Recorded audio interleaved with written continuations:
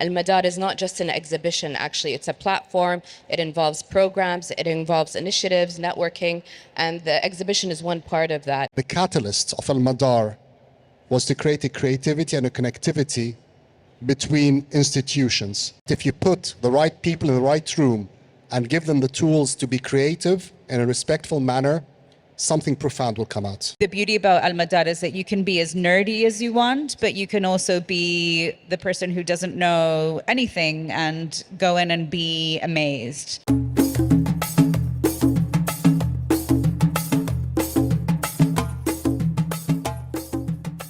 We're delighted to have our upcoming talk for mapping AlMadar to further enrich our learnings on galleries 3 and 4. We are privileged to have with us Farida Alhusseini, Director of the Islamic Arts Biennale, and Dr. Abdulrahman Azzam, the Artistic Director, Masa Al-Kutoubi, AlMadar Lead, and guiding this incredible conversation is our moderator, Mikey Mohanna, founder and executive director of afikra. Thank you.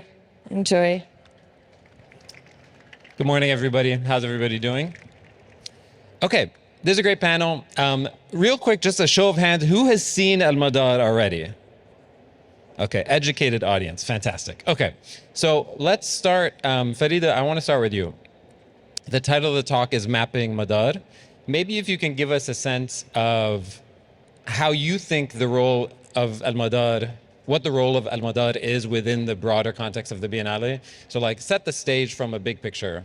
Sure, absolutely. So when the Diriyah Biennale Foundation first created the Islamic Arts Biennale, one of the key missions of the Biennale actually was to strengthen relationships across Muslim communities. And the reality of what happened as that started to develop and we started to look at how we would do that through a Biennale is that we thought actually it's a lot broader than that. It's not just Muslim communities, it's about arts and culture and all the different stakeholders who are involved, whether they appreciate, whether they study, whether they are part of that community. So we really wanted to bring people together, and that was part of, I would say, the DNA of the Biennale itself. And in doing that, we didn't want it to have just one level to it or one dimension, shall we say. And AlMadar became the tool really to engage with our stakeholders, with our collaborators, and with a growing network that we really wanted to create that would be, you know, the institutions that have been wonderfully generous with their collections and have loaned us things, as well as the academics and curators who have worked with us. This year, of course, we saw artists as well engaging. So we're hoping to broaden that engagement out even further as well. And that's really the core reasoning for having AlMadar. Maybe a quick follow-up to that, and as much as possible we're going to have a conversation, but a quick follow-up to that is, what would happen if AlMadar wasn't a part of this Biennale? Like, what is really lost if that element isn't part of this? No, I definitely think that AlMadar is critical to the Biennale actually achieving what it sets out to achieve. The exhibition, in a sense, is sort of the final product of what is really a long journey. And that journey is where the true meaning comes of the Biennale and the true work of the Biennale is. So I'm sure Dr. Abdulrahman and Masa will speak more to the work that they did with the institutions, the workshops and such. But that part really is the most essential part, and that is where the Biennale is able to build these relationships and create that impact that we hope it will continue to have and will grow, and to engage people in building a community really around it. Amazing. Okay. Abdulrahman, can you tell us a little bit of the backstory? You and I, we were all talking a little bit beforehand. You were telling a little bit of the backstory of the many months leading up to this exhibition and how the participation of the institutions evolved, how the philosophy of the exhibit really evolved, and maybe tie in the name a little bit. That would be great. Yes, absolutely. As Farida said, the directives or the discussions we had is we wanted institutional participation. In a way, it's easier said than done. So actually getting these institutions around the table was quite a complex affair, and we'll be talking more about this of the technical side of that. But more importantly was this vision that we had. It was a very simple vision, perhaps slightly naive one, that if you bring a lot of people in a room with the right intention, something good's going to come out of it. So we really started almost blind to what we wanted to achieve. The only thing we knew that we wanted to achieve was that the catalyst of AlMadar was to create a creativity and a connectivity between institutions. What exact form it would take, other than lending of objects, even though the lending of objects is only the start of the journey, but not the end of the journey. To be honest, we were not 100% certain. What has transpired is that over the last year and a half, we developed, as I said, not just colleagues, but friendship with these institutions. And we approached them with integrity, with honesty, saying, we have this Biennale. We were very fortunate the three of us were involved in the first one in 2023, where we were, again, quite frankly, just stumbling into the idea, trying to test the idea. This time we had more time. We had to develop the idea with a certain coherence. We understood at the closing of the last Biennale, there were certain discussions, themes that we should take over. All these things were extremely helpful signposts, but it was still an adventure. And I recall last February, about 10 months ago, we did a workshop in Riyadh where we invited about 18 of the institutions to join us from Indonesia and from Mali, from Uzbekistan, across the Muslim world and non-Muslim world. We're very fortunate. The European representationists came. And it was a 2 or 3 day workshop in Riyadh. And at the end of the first day, I thought, what have we done? There's no cohesion at all. People were arguing around the table. Are we going to have objects? Are we going to have islands? Are we going to have clusters? What kind of vitrine? What is the message? And it was a cacophony of confusion. And they then very kindly, they took us out to this lovely dinner in Shababik in Riyadh, outside. It was beautiful. And the next day we came back in. And again, it was a lot of discussions. We tried to break into smaller groups. But the turning point for me is once I was really frustrated at one point, and I just got up and I walked around the room. And it's just like a hallway. And I was walking around the hallway, and I came across a gentleman, I think Muhammad from Mali, in deep conversation with another gentleman from Indonesia. I don't know what language they were speaking, because I'm sure the Indonesian gentleman can't speak English. But that image to me confirmed my feeling that if you put institutions that share the same culture, and that same culture is drawing from the same well, which is Islamic art and culture, Islamic spirituality, something good will happen. So Farida has spoken about the vision of having AlMadar. I briefly talk about the fact that we had to take it down one step, integrate this vision to something which is holistic. The real challenge, which of course Masa is going to be talking about, is how do you get it to gel? After all, we had a deadline. The Biennale was going to open on the 25th of January, and we knew that a year ago. We had to get the right objects, we had to get the theme. These are the details. But if I go back to this point, it was a feeling that we had that if you put the right people in the right room and give them the tools to be creative in a respectful manner, something profound will come out.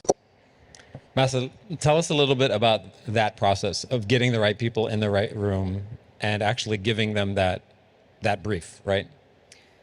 I mean, I think to Abdulrahman and Farida's point, the idea of showing diversity of voices, diversity of ideas, depth of collection across the world, from the Islamic world to the non-Islamic world. When we sort of started thinking and mapping out which institutions or which collections we wanted to speak with, it was really a very, very long list, a very broad list. We really knew that it needed to be broad. So in the first edition, we had 11 institutions. And at the beginning, I said to Abdulrahman, I said, okay, let's aim at doubling it. Let's look at doing 22.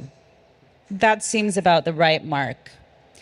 But there was a lot of success from the first one, I think, offering a proposition to institutions to work or present at a biennale in a very different way. So you have to come back to the point that AlMadar is really also about collaboration. It's not about our curatorial team going and telling institutions, look, we really want this. It's about, hi guys, we really want to work with you. The idea of Biennale is collaboration, the spirit is collaboration, and we have a theme for you, a very broad theme, which this time around was numbers. And why don't you guys work with us, collaborate with us, and take that theme, look at your collection, and come back to us and let's have a conversation. And I think that's the really, really key part, right? It's about that conversation. And we had a lot of conversations with a lot of institutions. And I think the premise of offering something different in an exhibition where, like I said, it's not just asking for something, but actually working together and really being partners, meant that very quickly we got to 27 and then 29. And then I started looking at Abdulrahman and he said to me, Masa, we're going to hit 40. And I said, oh, Abdulrahman, 40 is a lot. Yeah. And of course, in the end, we got to 34 wonderful partners, 34 wonderful institutions who have really, really become our friends, become part of our family.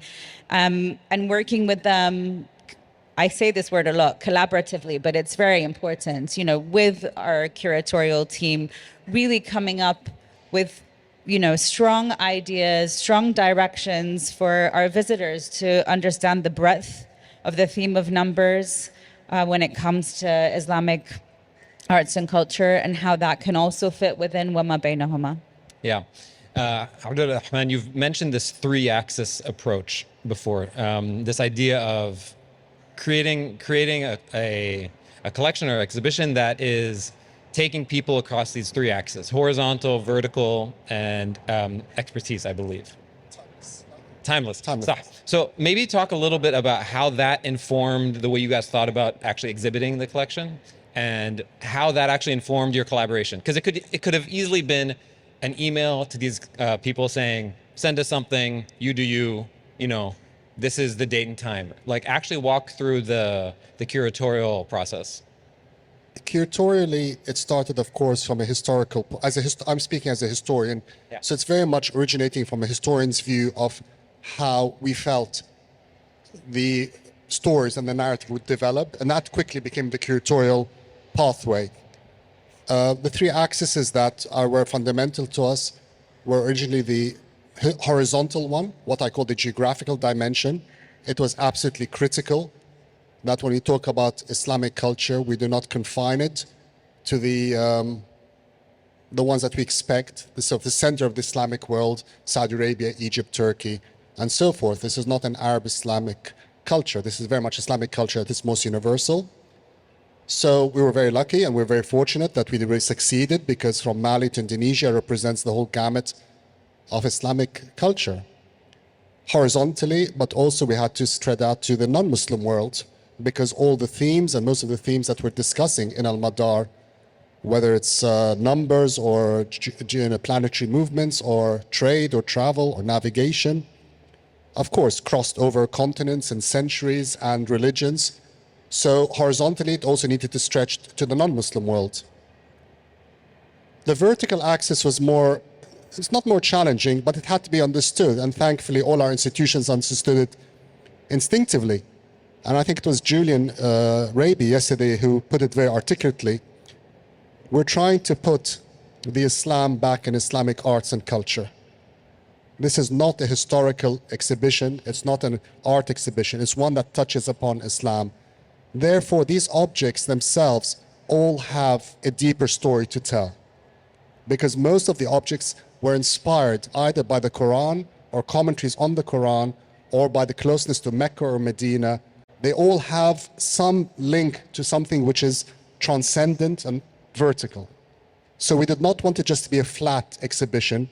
It was harder to do than perhaps we wanted it, because some of the objects, each object had its own functionality, but we wanted to infuse this spirit that it all had somehow within the orbit of an Islamic culture, which places the Quran and the Prophet at its heart, and this is a long manifestation of art. The timelessness was critical. I was determined to make sure that AlMadar is not seen as a fossilized museum. I do not want anybody to leave Madar and think, oh, look how great Islamic civilization used to be. We're not talking about Islamic culture and art in the past. We're talking about it in the present and hopefully in the future. And that is why we were so happy to work with Muhammad Shono to select contemporary installations, to pique the curiosity and to ask questions and to say the same principles that motivated people in the past to create this are still relevant today, and they're still engaging people in the same questions. So I would say this is it: horizontal, vertical, and the timeless axis. Masa, can you actually put some meat on that bone about the connection to the contemporary? Like, we're here right now, so we can walk around after this. Are there some specific parts of the exhibition or some specific parts of the site that you're like, this, I remember the conversation about this? Within AlMadar? Yeah. Wow, there's many conversations I think that I can remember. We can start with the contemporary, since that was what we sort of stopped off of. So we have 3 contemporary commissions in AlMadar. The first one is in Gallery 3. That's for the wonderful Iraqi artist Mehdi Muttashad. And it was really wonderful to sit with him and really talk to him about his work, because for him, he sort of mentioned that when he first left Iraq, he came to Jeddah to teach. And this was the place where he saw the sea for the first time. And at the time, something had inspired him to, believe that Jeddah would hold this very special place for him in his heart. And we started talking about, what AlMadar, and that was the time that, again, when you have sort of 34 institutions with such diverse collections, you have to really think about how can you start to group things together for visitors to kind of make sense of this cacophony of different voices. And that was really when there was the development of what we call sort of the first cluster or the first start of our exhibition, which is to do with astronomy and sciences. And Mohamed had told us that Mehdi had mentioned that he was enamored by the universal astrolabe, and we thought, wow, we have some really spectacular astrolabes from 3 of the participating institutions. It seems like this could be a really good fit. This is exactly what we're talking about. How do you transcend the concept of time and make it still relevant today? And so this is really how we had Mehdi's wonderful work, Ali Dad, be in Gallery 3. I mentioned the astrolabes because I actually have to say, even if you're not an astrolabe fan or you are not somebody who comes from an Islamic art history background, there are some really, and I say this not because I'm biased, but some really amazing astrolabes from the History of Science Museum in Oxford, even from the Maritime Museum, that really show you, the magic of the intellectual gravitas that we as a sort of heritage have. It's phenomenal. An astrolabe is really like a modern day. Interject and say we're actually very fortunate to have with us today Dr. Silke Ackerman, who's here. Anybody who wants to know how an astrolabe works in the next couple of days, she's here, because I've been asked on five occasions yesterday, but how does it work? And I have to say, Dr. Silke's coming, so she's there. I'm sure she's very generous with her time, and she can actually tell you how it works. Find her, yeah. Yeah. If I can continue, sorry, Mikey. Yeah. I think our second sort of commission, and I think is a really important thing to talk about, and I hope Diriyah Nujaim is also in the audience today, or I saw her around at least. I can see her hiding there. When we spoke with Diriyah about the proposition of AlMadar and sort of the intention to think about how do you work across the vertical, how do you go against this concept of a time capsule,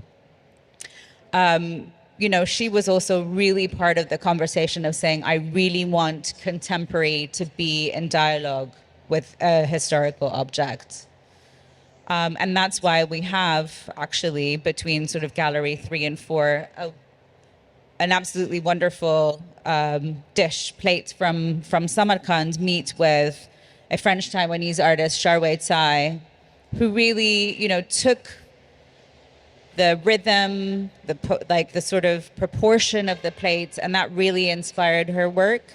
And I think that was really sort of a testament to having that collaboration with institutions, having that conversations with Muhannad and his team, and really thinking about how you can, put out some really great ideas for people to really think about the fact that a lot of the basis of the way that we function today, the principle of numbers is still very much ingrained in our daily life. And then lastly, of course, we have a wonderful contemporary commission in Gallery 4 by Timo Nasiri, which focuses on the principles of Mukhannas. Timo is a wonderful artist, but I think also on top of that, what was spectacularly wonderful in having conversations with our institutions is in conversation with our Uzbekistan institutions. There was a discovery that not a discovery, it's been written about, but the ability to have the potential to display architectural scrolls known as the Tashkent scrolls, which really show us the intricacies or the blueprints of how builders and architects and,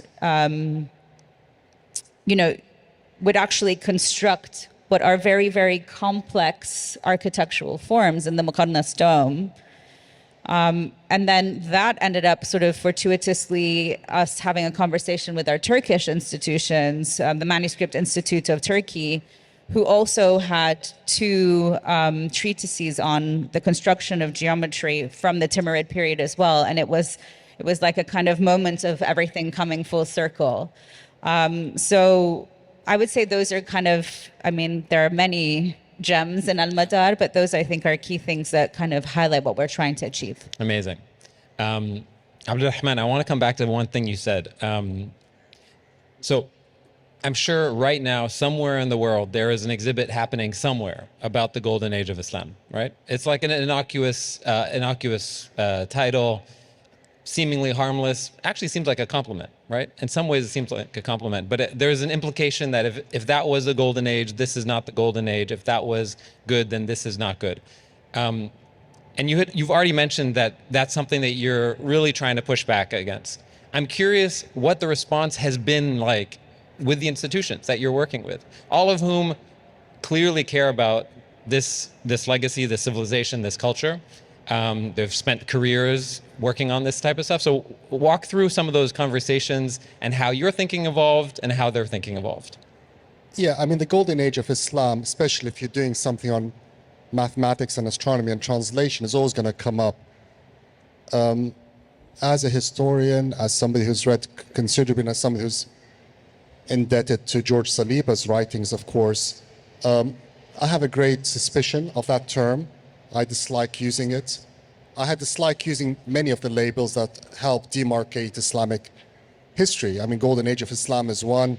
Closing the gates of ijtihad is another one.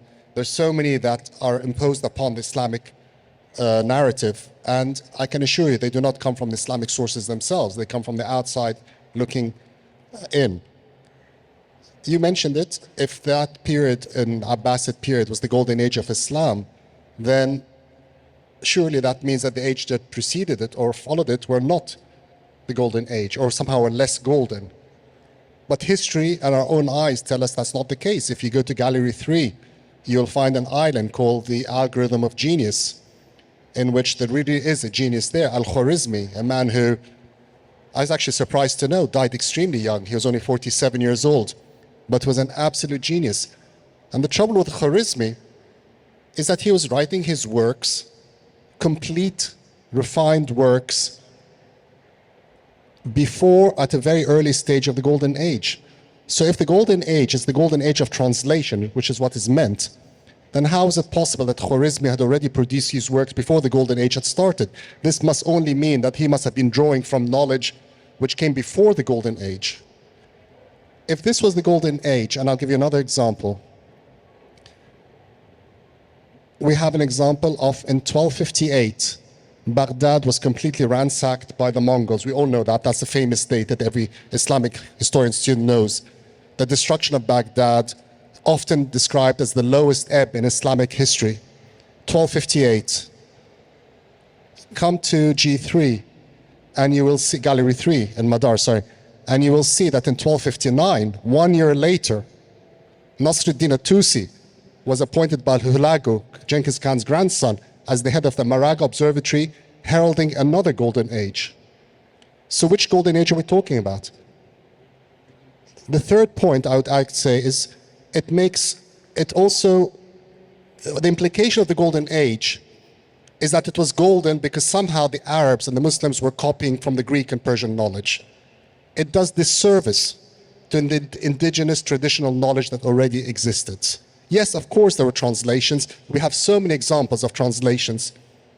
But these translations, and we have remarkable examples of Nasruddin Tusi's own annotations in the margin, correcting the mistakes of whether it's Euclid's geometry or Ptolemy's Almagest.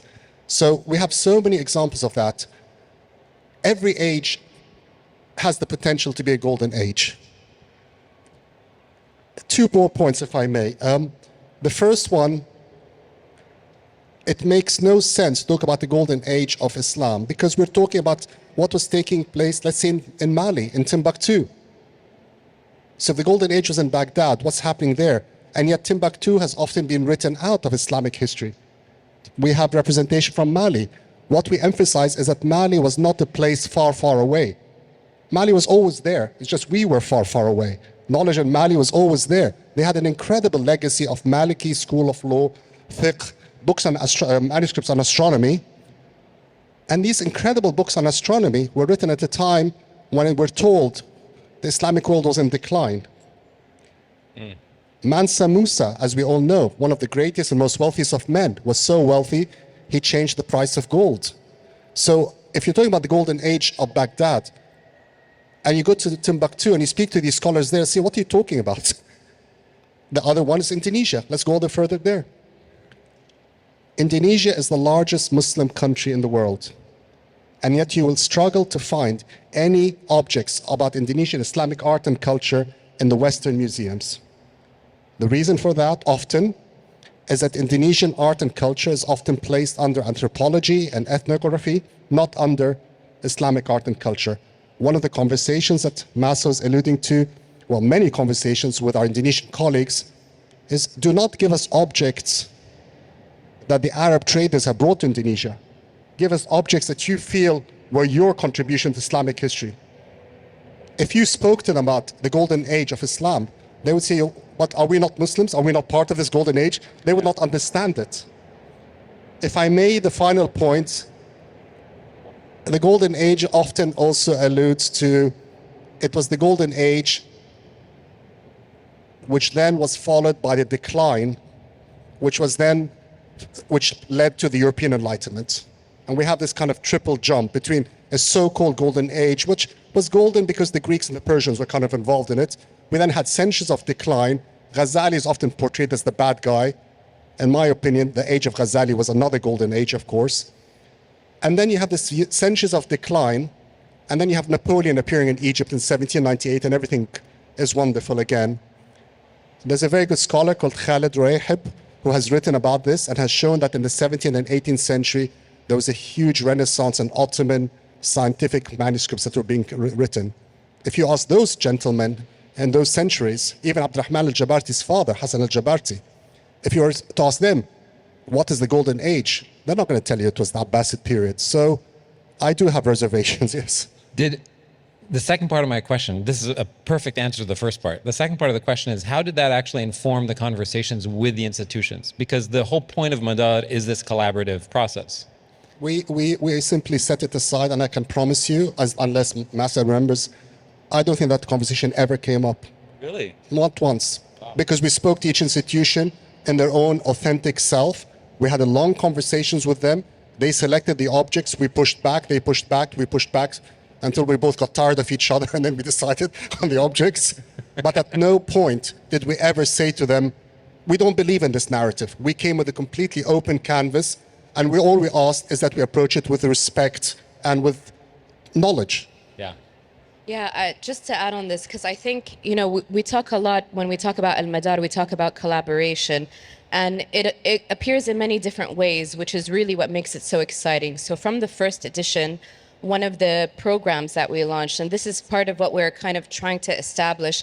Al-Madar is not just an exhibition, actually. It's a platform. It involves programs, it involves initiatives, networking, and the exhibition is one part of that. And so we established a closing symposium, which is also something that we're repeating this year.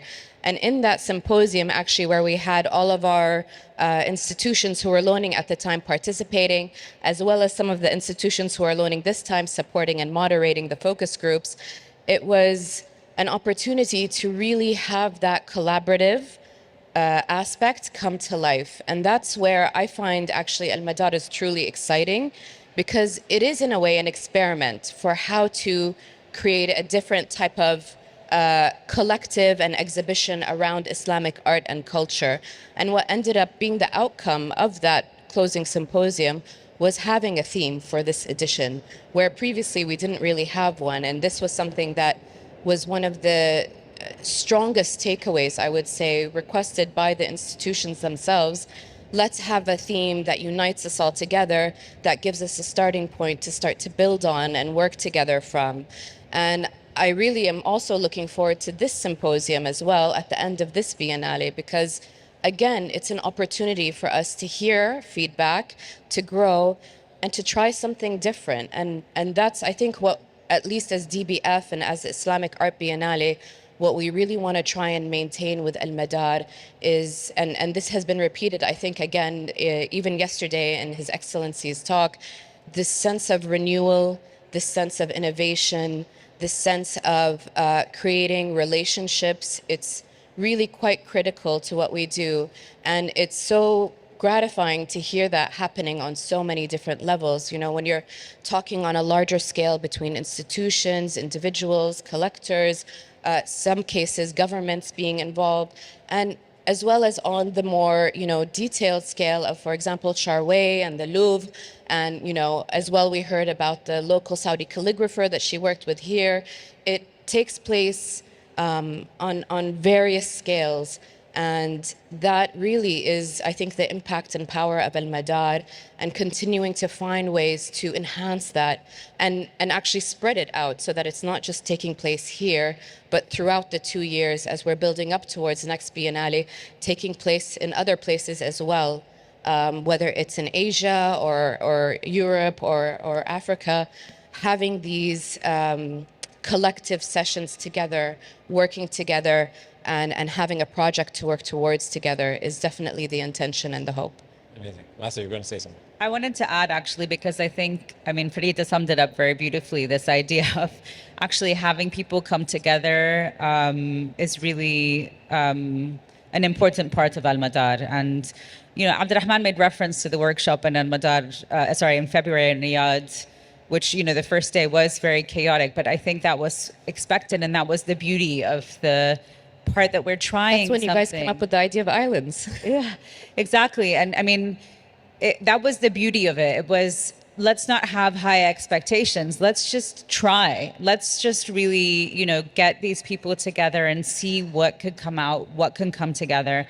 And so many things came out of that. The concept of us having what we call as islands that you'll see in Al-Madar, which are sort of key focal points throughout the exhibition, where beyond just institutional presentation, there are the opportunities for us to actually bring objects together for the first time, collaboration between institutions for the first time, around a certain concept, around a certain person.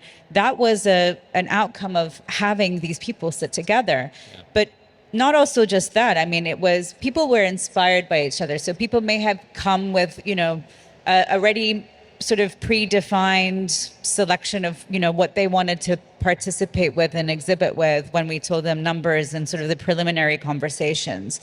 And you had institutions doing sort of presentations to each other in terms of, when we thought about the theme of numbers and sort of the directions we were given, we thought about X, Y, Z.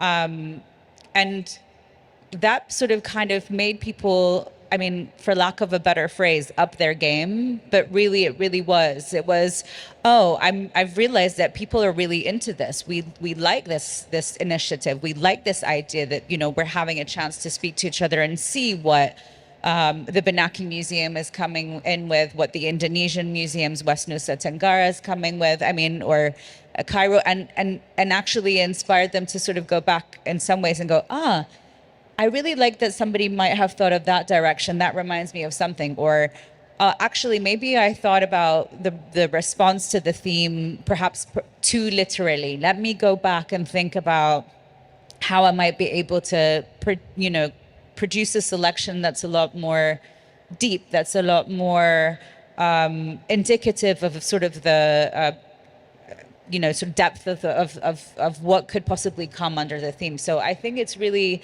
that idea of we're trying something together, but there's the spirit of being united in that on that front. Farida, you mentioned this idea of islands, and I remember you and I spoke, and you were talking about how the scenography was help sort of integrate AlMadar into the broader Biennale.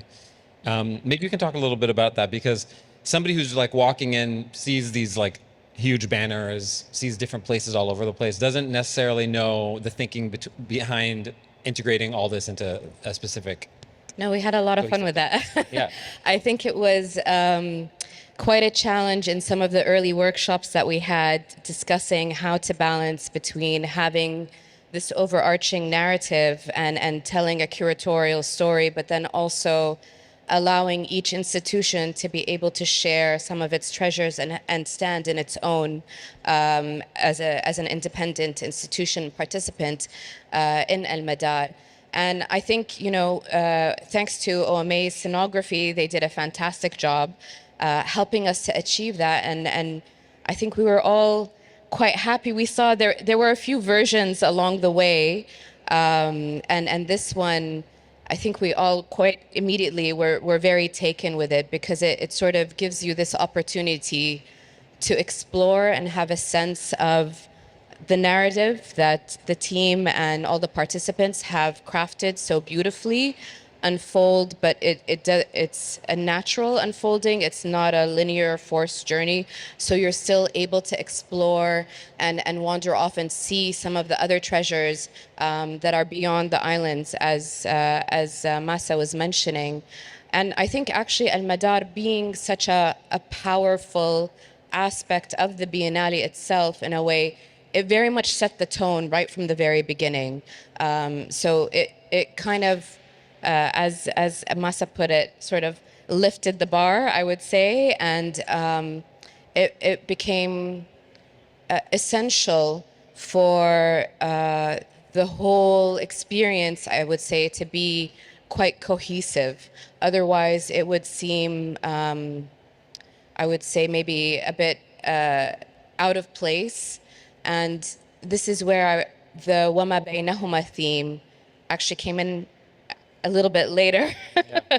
AlMadar team were actually way ahead of things and communicating with the institutions. And, it was wonderful as well that a lot of the institutions who participated in the first edition also came back and wanted to participate in this edition as well. So there was a lot to build on, which on the, the Bidaya section and the Muqtani section, it was sort of starting from new.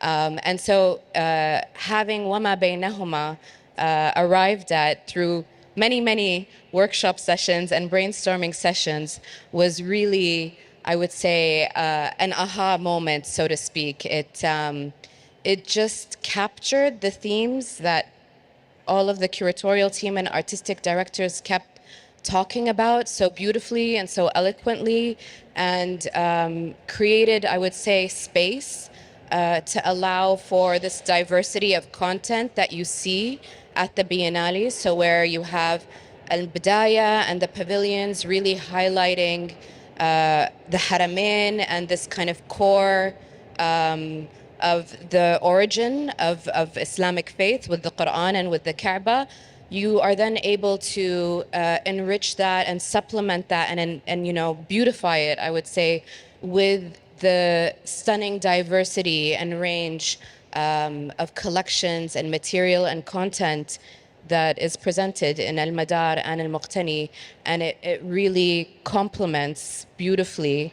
And I would also say that the scenography team, OMA and Kave, have done a spectacular job and made our lives all a lot easier as well. Thanks.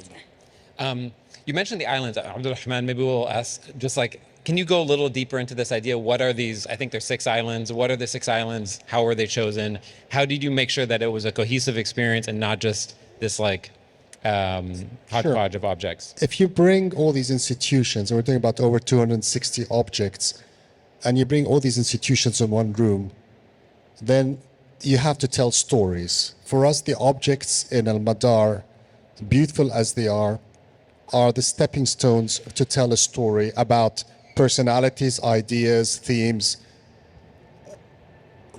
On the one hand, we were, because of the scenography, because it is part of the celebration of the institutions, we wanted to respect that each institution had the ability to present its objects in a demarcated manner. So each institution has its own set of vitrines and cases, so that the visitor knows they're not looking at the institution of the Bodleian libraries, etc. But if we just did that, then we felt that you'd end up with a rather fragmented vision, because reality is, history is, and the whole point of being a catalyst is that we're creating links and communalities between the institutions, and you cannot do that if each institution was somehow separated. So we needed to create what we called islands, rather confusingly, because we also talk about forests, so it's rather all very confusing, but the word stuck. These islands are moments, they're openings, they're clearings, where we bring 2 or 3 institutions together and they share their objects with the purpose of telling that story. Now, you're going to put me on the spot to remember which are the islands. I start forgetting them. I'll help you. Masa or So, for example, we have on the astronomy one, we have one called Gazing Upon the Stars. We have the Algorithm of Genius. And in those 2, for example, we have collaboration from the Vatican, we have from Kaula, we have from the Victoria and Albert Museum, we have, and each one is coming in. So we're putting 2-3 manuscripts or 2-3 objects together. But then the priority in there is to introduce a historical figure or a character if we can, because people like stories and people identify with individuals. And so whether it's telling the story of Abdulrahman as-Sufi, or what is of Al-Khwarizmi, or Al-Idrisi, when it's the cartographer and the king. Jalavi, of course, is the man who did the 2 maps, the curious explorer. In each case, I want the visitor to come out understanding that these objects have come together to explore a theme and to introduce a historical character. Because I'm pretty certain that when they leave AlMadar, these are the stories they're going to remember. Yeah. Masa, in those islands, are there objects sitting next to each other that you're like, I can't believe we have these next to each other? Oh my gosh, yes. Let me just answer that and Masa. He's going to say his first because it's, I mean, yeah. To have Al-Khwarizmi Kitab al-Jabr sitting next to Fibonacci is just unique. And we're so grateful again for Kala, for King Abdulaziz Waqf Endowment, for the Kitab al-Jabr, and for the Vatican for Fibonacci. And I urge anybody to come to Gallery 3 to look at the island, the Algorithm of Genius. You will be able to see how an idea was transmitted from India to the Islamic world, from the Islamic world to Europe. And if you look at the Fibonacci manuscript and have them side by side, and you look on the right-hand side, and you go down about 8 or 9 lines down from the right-hand side, you will see the very first time the 0 appears in any European or Latin language. To me, this is the wow moment. That's one. I'm sure Masa has other ones.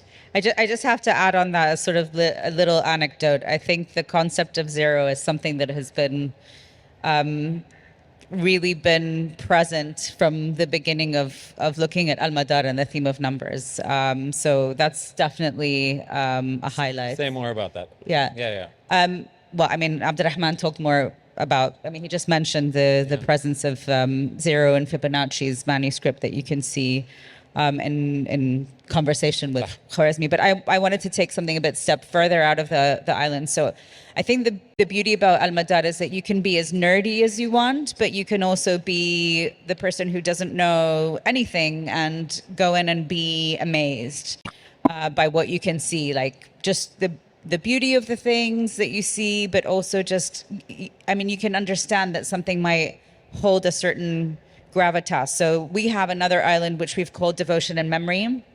It's not really what we classify as a nerdy island, but rather it's more about a sentiment, about a feeling.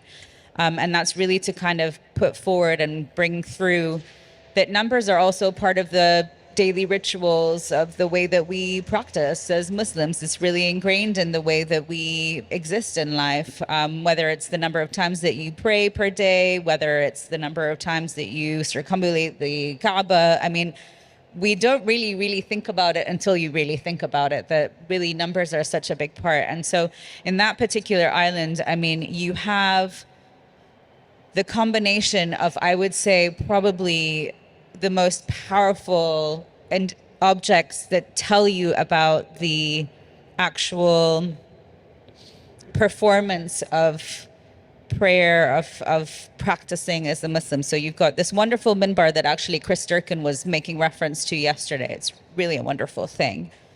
With one of the oldest Qur'ans, the Katalangar Qur'an, that is coming in from Uzbekistan, which actually we showed also another bifolio from last year, along with the most incredible mihrab from the Islamic Arts Museum in Cairo, as well as the Sayyidah Nafisa doors. I mean, that is a moment, even if you're not an Islamic arts fan, I find it very hard to believe that you'll be in that space and not just sort of stand back and say, wow, there's something special here. Yeah. So yeah, you can be nerdy and try and find zero in a Fibonacci manuscript or check out some amazing constellations of the stars by Sufi, but there are things for everybody. I'm sorry, I'm not a nerd, by the way. I'm a self-proclaimed nerd. It's okay. Abdulrahman, yesterday on the panel, you said something about the idea of the functional being made, like functional objects being made beautiful, and almost by their function. I'm getting the quote wrong. I think I wrote it down. I think that which is functional is that which is beautiful. That's what you said. How did you guys think about this AlMadar in general as being something that exposes people who attend to these small objects, sometimes very small, manuscripts, astrolabes, but have them think about really big, sacred ideas and not have it be, oh, these are these really beautiful, intricate, kind of nerdy documents. How did you get them to think about something bigger than that? The one thing that is quite striking about the objects we have, and in fact about Islamic art and culture and civilization, is how practical it was. These objects were actually used on a daily basis for practical reasons. And again, if I use Khwarizmi just as an example, his Kitab al-Jabr, which is a remarkable manuscript full of complex ideas, Khwarizmi himself was a state bureaucrat in the Abbasid court who was using these ideas and algebra in order to calculate revenues for land tax. Again, the astrolabe is a perfect example of something which was totally functional. And yet we have other things like bowls and coins and textiles and carpets, things which you find in the household.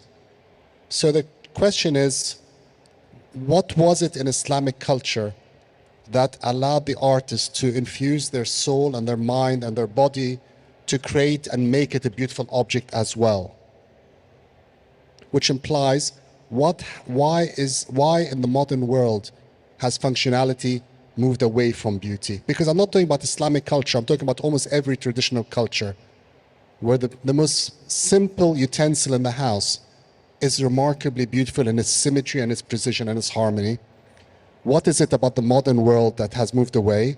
And how can we, and this is one thing we spoke to our contemporary artists again and again and again, how does one put one's mind and heart And it was so moving to see Charway, when she was working on her installation with the Louvre, how much dedication and devotion she put. And when I look at Mehdi or Timo and their works, the dedication, almost selfless dedication they put, I think it's that endeavor of the artist to transcend, to move beyond a piece of art and to leave a piece of themselves in that art, which is the first step towards the beauty. And I don't think you can fake it. I think a beautiful object is a beautiful object because you can see that the artist has left something in it. But it's a question which is a complex one. I do not have the answer for it. Maybe it's industrialization, maybe it's mass consumerism, that now modern objects do not possess that intricate beauty. Because the intricate beauty in those days perhaps required apprenticeships, required years of practice, your diligence. But every object that you see in AlMadar, in fact in Al-Muqtani, almost everywhere, these are functional objects. They were used on a daily basis. And yet hundreds of years later, we're struck by their beauty as well. Farida, we're coming to the end. I want to talk a little bit about how this process has informed, we talked about how it informed this biennial. How do you think it's informing IAB going forward? Well, I would say that IAB overall is, part of what we really want to do here at IAB and in general with DBF is tied to, I guess, Saudi's position as custodian of the two holy mosques. We talk about it sometimes in terms of hospitality and welcoming and opening up. And I think the AlMadar is seeing that in action. It's seeing the kingdom and its changing face live in front of you. It's seeing establishing relations, but also finding ways to tell our own stories, and not just in our own voices, but our own stories as Islamic culture, Islamic art, Islamic faith. How is that being presented? How is that being talked about? How is it being communicated?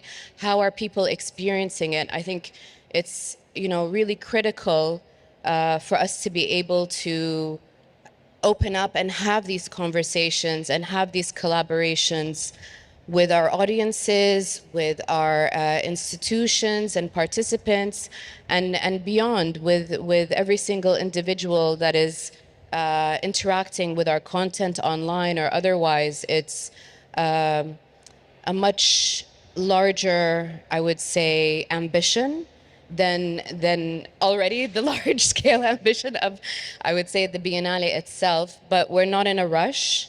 It's something that we want to build on and grow gradually. And it's something that, again, one of the common words that keeps being repeated is it's something that's authentic, that we really want to take our time in building and growing and establishing those relationships and establishing that understanding. And I think it's, the most critical time to really be able to have that voice and to be able to build that kind of connections and mutual understanding.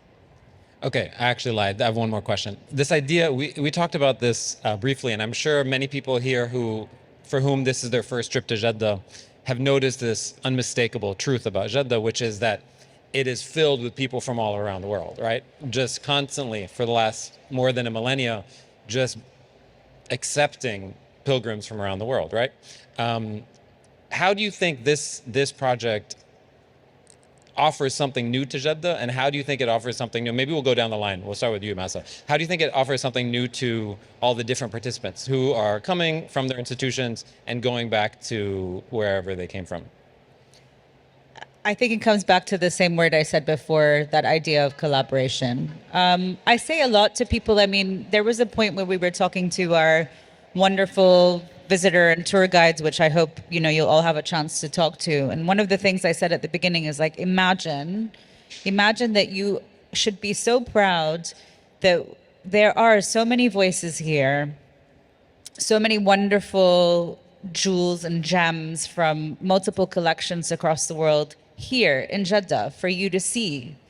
You can literally see the most amazing, incredible puppets from Indonesia that tell the story of how Islam was taught and understood in Indonesia, to the smallest, most beautiful bottle that belongs to the Al Sabah collection in Kuwait. I think that you could spend days, if not months, hopefully months, since it's on for 4 months, in there. And that's here, that's accessible, that's here for everybody to see. How amazing is that? But also in the same time, for the institutions who are participating here, is also being able to be part of that conversation, part of that collaboration, and being able to engage with the people who are coming here. So, and it's not only about the local visitor demographic. You talked about the pilgrims. We had so many, wonderful visitors in the last edition come on their way to perform their own pilgrimage, whether it was Umrah or Hajj, who would stop by the Biennale and see and discover. I think this is, for me, one of the most amazing outcomes of AlMadar and the Biennale overall. Beautiful.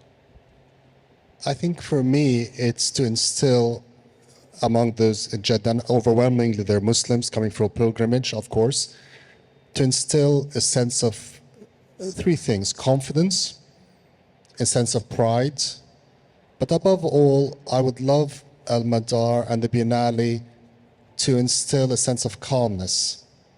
This is Islamic civilization across the centuries, across the continents at its best, at its most calm, at its most knowledgeable. We're living through very turbulent times, very dangerous times. People are obsessing about what's happening in the region. I hope that by coming to the Biennale, they leave reassured that we've been through this before. Civilization will endure, beauty will endure, truth will endure. And I want them to feel that this Islamic civilization with which they're interacting is a very calm and confident one. Amazing. Farida, what about you? So I know we're almost out of time, but actually I kind of want to tell a story, because I think maybe people might not know that it wasn't always certain that the Biennale would have these buildings. When we were first looking at where to host the first Islamic Arts Biennale, we were looking at it at various temporary locations as a temporary setup. And when the Hajj terminal came up as an idea, there was also this debate about whether to build permanent buildings or whether to do something temporary at the Hajj terminal. And it was resounding yes. We want to build something permanent that even when the Biennale is not taking place, can serve as an arts and culture venue for the city of Jeddah, for other entities to be able to use throughout the 2 years in between. So this is also something that will start to materialize, I think, more and more as the venue starts to get used more and more. And I think it's such a wonderful sort of combination of things where you have very functional space of the Hajj terminal and airport and people arriving, and then you have a creative intellectual space of the Biennale just opposite that. And part of what will happen as well over time with more and more editions is that the Biennale's mandate of building more on the cultural and economic social ecosystem of Jeddah will also start to materialize more and more. Already we have some fantastic collaborations with lots of different entities, local entities, others as well through our loans, Mecca and Medina, the different craftspeople, artists, the vendors in the stores. There's a long list of local stakeholders as well that will continue to grow through our programs as well, the universities that we engage with. And that, I think, is also one of the lasting contributions that we really want to make sure will build with each edition of the Biennale. Amazing. Give it up for our amazing panel, everybody. Thanks so much.